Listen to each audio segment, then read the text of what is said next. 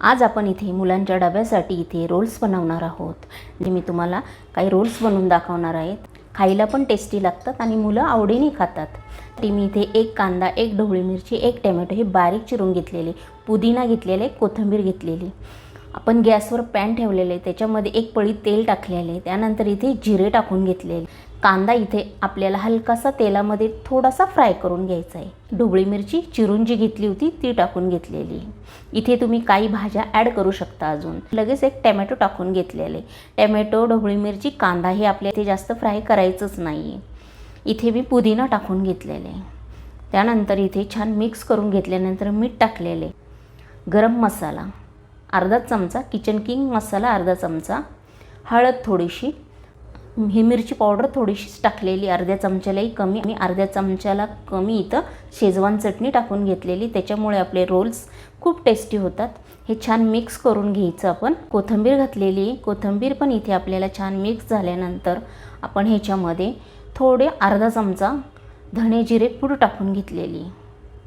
इथे फारसे काही जास्त मसाले घालायचे नाही, मुलं जे तिखट खात असेल त्यानुसारच इथे यूज करायचे। इथे मी पोळी घेतलेली, चपाती, त्याला शेजवान चटणी लावून घेतली। लोणचं असेल तर लोणचं पण लावू शकता। इथलेली तुमची जी भाजी असेल शिल्लक ती पण इथे तुम्ही यूज करू शकता। माझ्याकडे कोबीची भाजी होती, मी इथे टाकून घेतलेली। त्यानंतर इथे ढोबळी मिरची, कांदा, टोमॅटोचं जे आपण मसाला बनवून घेतलेला होता तो पण इथे मी पोळीला असं छान पसरवून घेतलेला आहे। चीज असेल तर चीज किसून घालायचं इथे, आणि अंगठ्याच्या साहाय्याने हे दोन्ही साईडचं आत प्रेस करून हे छान असा रोल बनवून घ्यायचं आहे आपण। आणि त्या रोलला आपण इथे टूथपिक लावून घ्यायची, नाही लावलं तरी चालेल। आणि हे मुलांच्या डब्याला तुम्ही देऊन बघा, मुलं पूर्ण डब्बा संपवूनच येणार। टेस्टी लागतात। नवीनच शाळा चालू झालेल्या आत्ताच तर मुलं आवडीने खातात। इथे सर्व रोल्स असे मी चपातीचे बनवून घेतलेले। आता आपण इथे गॅसवर पॅन ठेवलेलं आहे, पुन्हा तूप टाकून घ्यायचं। इथे तेल यूज करायचं नाही, बटर किंवा तूप, भरपूर तुपामध्ये आपल्याला हे छान खरपूस टोस्टसारखे भाजून घ्यायचे। दोन्ही साईड छान प्रेस करून आपण बघू शकता तुम्ही, मस्त असे खरपूस भाजलेले, खायला पण तेवढेच टेस्टी लागतात। तूप मात्र भरपूर घालायचं। आता इथे मी एकच रोल इथे भाजून घेतलेले आहे।